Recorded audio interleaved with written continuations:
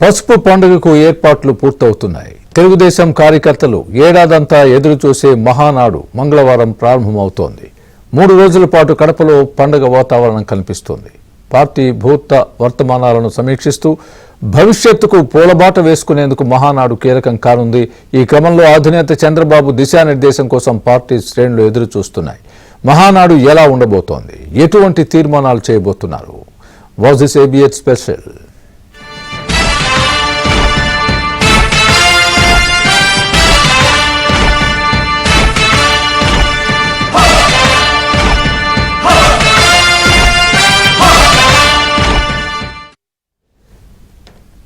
కడపలో టీడీపీ మహానాడు నిర్వహణకు సర్వం సిద్ధమైంది. మంగళవారం నుంచి 3 రోజుల పాటు నిర్వహించనున్న ఈ కార్యక్రమం కార్యకర్తలకు పెద్దపీట వేయడంతో పాటు పలు చరిత్రాత్మక నిర్ణయాలకు వేదికగా నిలవనుంది.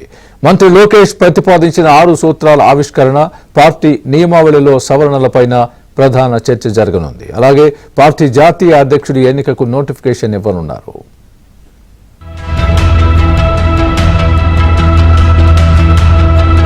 ప్రతినిధుల నమోదుతో పసుపు పండుగ ప్రారంభమవుతుంది.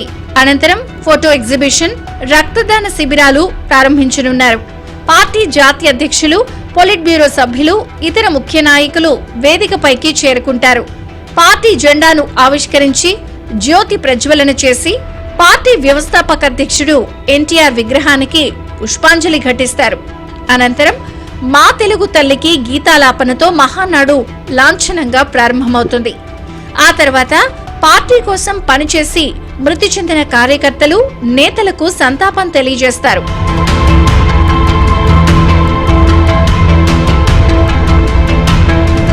ఏపీ టీడీపీ అధ్యక్షుడు పల్లా శ్రీనివాసరావు స్వాగత ఉపన్యాసం చేస్తారు.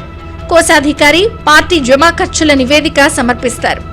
అనంతరం సీఎం చంద్రబాబు ప్రారంభోపన్యాసం చేస్తారు. తర్వాత టీడీపీ మౌలిక సిద్ధాంతాలపై చర్చించనున్నారు. స్వర్ణాంధ్ర సాధన, పార్టీ నిర్వహణ, మారుతున్న కాలానికి అనుగుణంగా పార్టీ జాతీయ ప్రధాన కార్యదర్శి లోకేష్ రూపొందించిన 6 సూత్రాల ఆవిష్కరణ, పార్టీ నియమావళిలో సవరణలపై ప్రధానంగా చర్చ జరుగుతుంది. మండల స్థాయిలో 3 విడతలు ఒకే పదవి చేసిన వారిని అంతకన్నా పెద్ద పదవికి పంపాలన్న నిర్ణయంతో పాటు పలు కీలక అంశాలపై చర్చ జరగనుంది.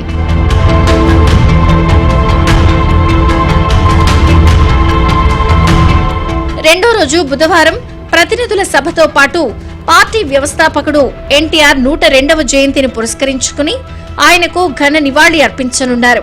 అనంతరం 6 సూత్రాల్లో 3వదైన తెలుగు జాతి, విశ్వఖ్యాతి, 4వదైన స్త్రీ శక్తి, 5వ అంశం సామాజిక న్యాయం, పేదల ప్రగతి, చివరిదైన అన్నదాతకు అండగాపై చర్చించి తీర్మానాలు చేస్తారు. పార్టీ జాతీయ అధ్యక్షుడి ఎన్నిక, ప్రమాణ స్వీకారం, అధ్యక్షుడి ప్రసంగం ఉంటాయి. 3వ రోజు గురువారం మధ్యాహ్నం 5 లక్షల మందితో భారీ బహిరంగ సభ నిర్వహిస్తారు.